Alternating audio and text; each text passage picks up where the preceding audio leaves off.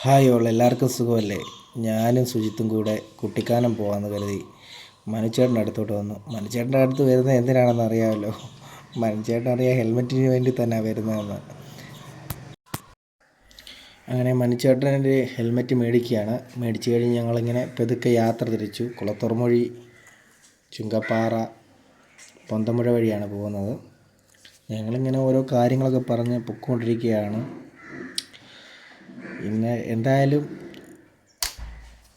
ഞങ്ങൾ പോകാൻ തീരുമാനിച്ചു. പതുക്കെ ഇങ്ങനെ പൊയ്ക്കൊണ്ടിരിക്കുകയാണ്.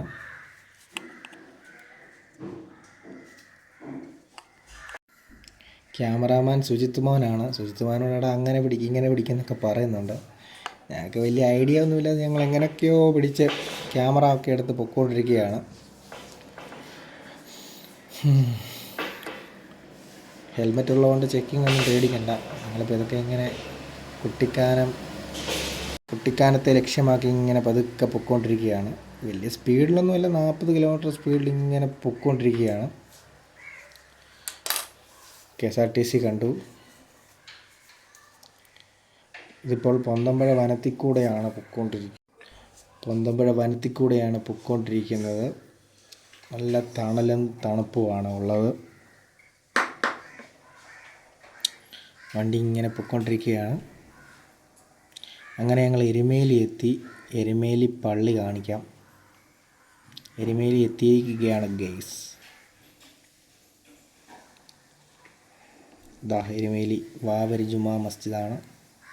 ഇപ്പോൾ ഇതൊക്കെ ഞങ്ങൾ മുണ്ടക്കയം റൂട്ടിലേക്ക് കയറി. ഇവിടം തൊട്ടാണ് മലയുടെ ഭംഗി തുടങ്ങുന്നത്. ആകാശവും ഭൂമിയും ഒന്നാകുന്ന പോലെ നമുക്ക് തോന്നും. അതിമനോഹരമായ കാഴ്ചകൾ കണ്ട് ഇങ്ങനെ പൊയ്ക്കൊണ്ടിരിക്കുകയാണ്. കണ്ടില്ലേ?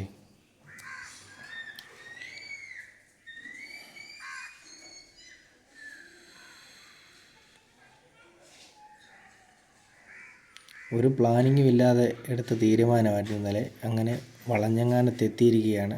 അവിടെ നല്ല കുരങ്ങന്മാരൊക്കെ ഉണ്ട്. കണ്ടില്ലേ?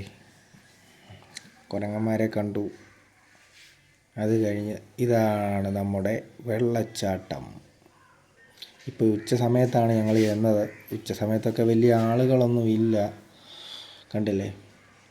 പക്ഷേ എന്തോ ഒരു പ്രത്യേകത. എല്ലാവരും ഈ മുണ്ടക്കയം കുമളി ആ ഭാഗത്ത് വരുന്നത് എന്തായാലും എല്ലാവരും ഇവിടെ വന്നിട്ടാണ് പോകുന്നത്. സുജിത്ത് കടയിൽ പോയിട്ട് ചായ പറഞ്ഞിട്ട് വരുന്നുണ്ട്. ഞങ്ങൾ കുറച്ച് നേരം ഈ വെള്ളച്ചാട്ടത്തെ ചുറ്റിപ്പറ്റി ഇങ്ങനെ നിൽക്കുകയാണ്. വെള്ളം തീരെ കുറവാണ്. 5-6 ഫോട്ടോ ഒക്കെ എടുത്തു, വീഡിയോ ഒക്കെ എടുത്ത് ഇങ്ങനെ നിൽക്കുകയാണ്. നിങ്ങളൊരു സൂത്രം കാണിച്ചു തരാവേ. ഈ വളഞ്ഞങ്ങാന വാട്ടർഫാൾസിൻ്റെ അടിവശം കാണിച്ചു തരാം. നമ്മൾ ഇതിൻ്റെ മണ്ട വഴിയുള്ള റോഡ് വഴിയാണ് പോകുന്നത്. അതിൻ്റെ അടിവശമാണ്. ആരും കണ്ടിട്ടില്ല. അതെ കണ്ടോ? കണ്ടില്ല? ഗ്ലാസൊക്കെ വെച്ച് സെൽഫിയും ഫോട്ടോ ഒക്കെ എടുക്കുന്നുണ്ട്. അവിടെ ചെന്നപ്പോഴേ ഞാൻ ഈ ചേട്ടനെ ശ്രദ്ധിച്ചായിരുന്നു. ഞാനോടത്ത് ഈ കുപ്പിയിൽ എന്താ ചേട്ടൻ ഇവിടെ വന്നിരിക്കുന്നത് ഇങ്ങനെ ആലോചിച്ചു. ടിങ് കണ്ടോ? പണ്ടത്തെ കാറ്റാടി എല്ലാം ഉണ്ട്. നല്ല രസമല്ലേ? അതിനുശേഷം മറ്റേ ഫോട്ടോയിൽ കണ്ട ചേട്ടനെ ഒരു ഇൻ്റർവ്യൂ എടുക്കാമെന്ന് കരുതി. കാര്യങ്ങളാണ്. ഹലോ സുഹൃത്തുക്കളെ, ഞാനിവിടെ വളഞ്ഞങ്ങാലത്ത് വന്നപ്പം പരിചയപ്പെട്ട ഒരു ചേട്ടനാണ്. അപ്പം ചേട്ടൻ ഇവിടെ തേനൊക്കെ വിൽക്കുന്നുണ്ട്. ചേട്ടാ, ഈ തേന് എത്ര രൂപയാണ്? 600 ഇത് നിങ്ങൾ എങ്ങനെ കാട്ടിൽ പോയി തന്നെ ശേഖരിക്കുന്നത്? ലിറ്റർ 600. ഓക്കെ. 600 வரும், 700 வரும், 800 வரும். ഇത് എങ്ങനെ ആളുകൾ മേടിക്കുന്നു? ஆளுண்டு இங்கே வந்து கும்பலி சேக்கடின்னு வரும். லோயர் கம்முண்டில் லோயர் கம் வரும். வலிஞ்சங்காடு இது வருஷநாடுன்னு வரும். வருஷநாடு கொல்லிமலைந்து வரும். നമുക്ക് വിശ്വസിക്കാം ഒറിജിനൽ பக்கா ஒரிஜினல் ഓക്കെ பக்கா. போடி மெட்டுன்னு வரும். போடி மெட்டுன்னு வரும். ஒரு போன் ஒரு கால் அங்கே വരും. നമുക്ക് കുമ്പളി വന്നത്. ചേട്ടൻ്റെ പേരെങ്ങനെയായിരുന്നു? ശിവശക്തി. ഓക്കെ. ഈ ചേട്ടൻ്റെ പേര് ശിവശക്തി എന്നാണ് പറഞ്ഞ പേരാണ്.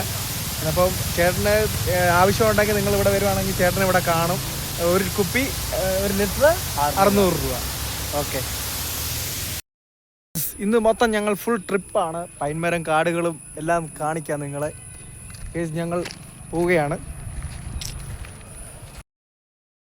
ഇവിടെ വന്നപ്പം തന്നെ നല്ല തണുപ്പാണ്, നല്ല കൂളിംഗ് തോന്നി.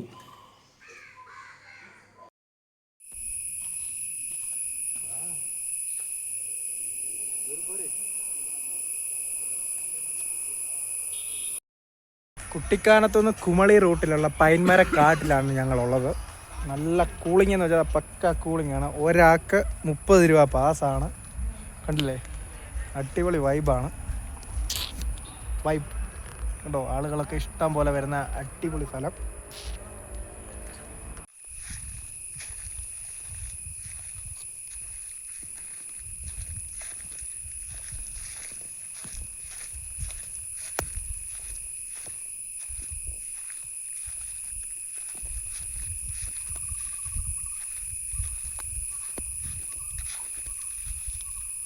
ഹലോ സുഹൃത്തുക്കൾ, ട്രിപ്പിറങ്ങി നമ്മൾ ഒരുപാട് പ്ലാൻ ചെയ്ത ഗെയ്സ് യാത്രയൊന്നും നടക്കത്തില്ല അല്ലേടാ.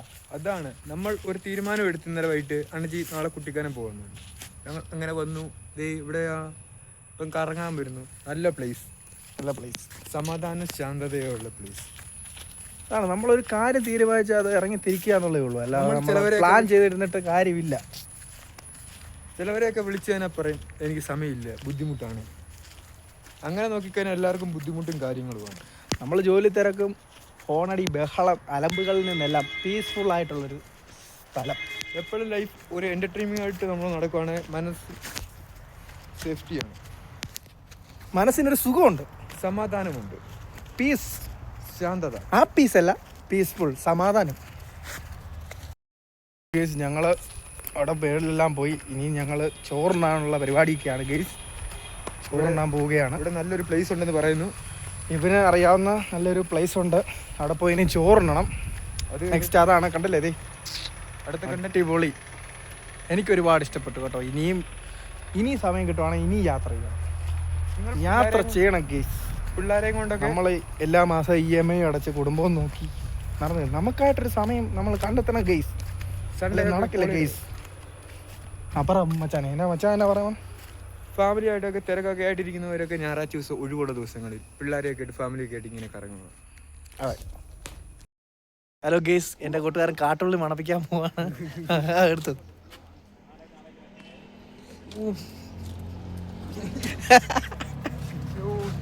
ഞങ്ങളിങ്ങനെ പോകുന്ന വഴിക്ക് ഒരു നല്ല അടിപൊളി കട കണ്ടു. അപ്പോൾ ഇവിടുന്ന് കാട്ടുള്ളി ഒന്ന് ടെസ്റ്റ് ചെയ്യാൻ പോവാണ്.